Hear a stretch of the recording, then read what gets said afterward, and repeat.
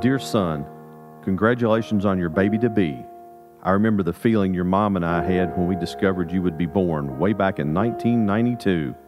I know, it was another century, but I remember the anticipation and the angst we felt knowing we were about to introduce another child into this world. I've intended to say something to you for a long time, but never found the words. I guess it's easier for me to write them than to say them to your face. I know it sounds cliche, but you'll be raising your child in such a different world than the one you grew up in. Everything's changed. In your early years, life seemed so easy. You were on top of the world. We hovered over you, intending to pave the way for your college and your career. We wanted you to know we believed in you, that you were special and could do anything you set your mind to. We wanted your self-esteem and self-confidence to be rock solid. Looking back, I realized that in our efforts to help you, we actually hurt you. Please know we meant well. As I ponder your situation now, with your marriage contract ending this month, I can see you're in a difficult spot. What's more, because we let you move back home with us after college, you weren't prepared for the world that awaited you. We just didn't know what to do. You depended on the meds to get you through each week. You lacked a realistic plan, what with the economy in 2014, and you were as addicted to video games then as you are today. We couldn't seem to find a way to prepare you for the future you now face. Now it's too late to change things. Son, I feel I have failed you. With all the help your mother and I tried to give you, we ended up doing just the opposite. We hindered you from becoming the best version of you possible. All of this hit me like a ton of bricks last night.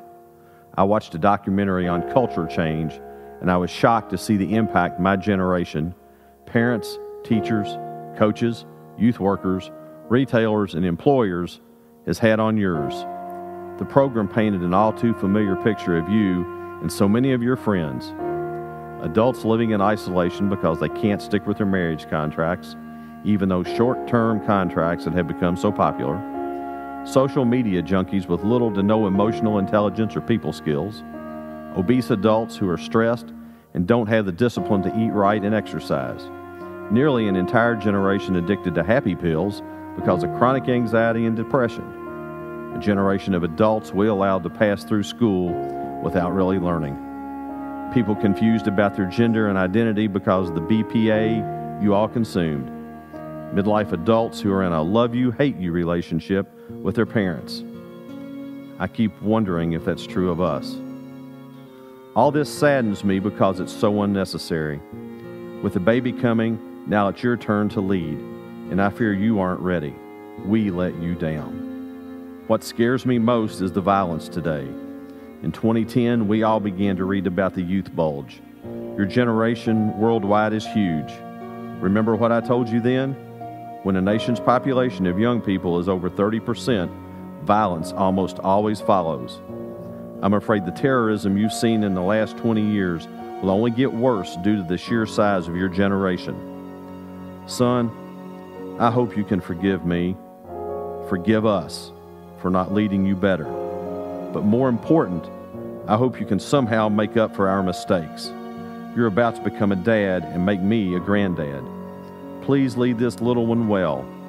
Do better than we did in raising the next generation. It may be our only chance to save our future. I love you, Dad.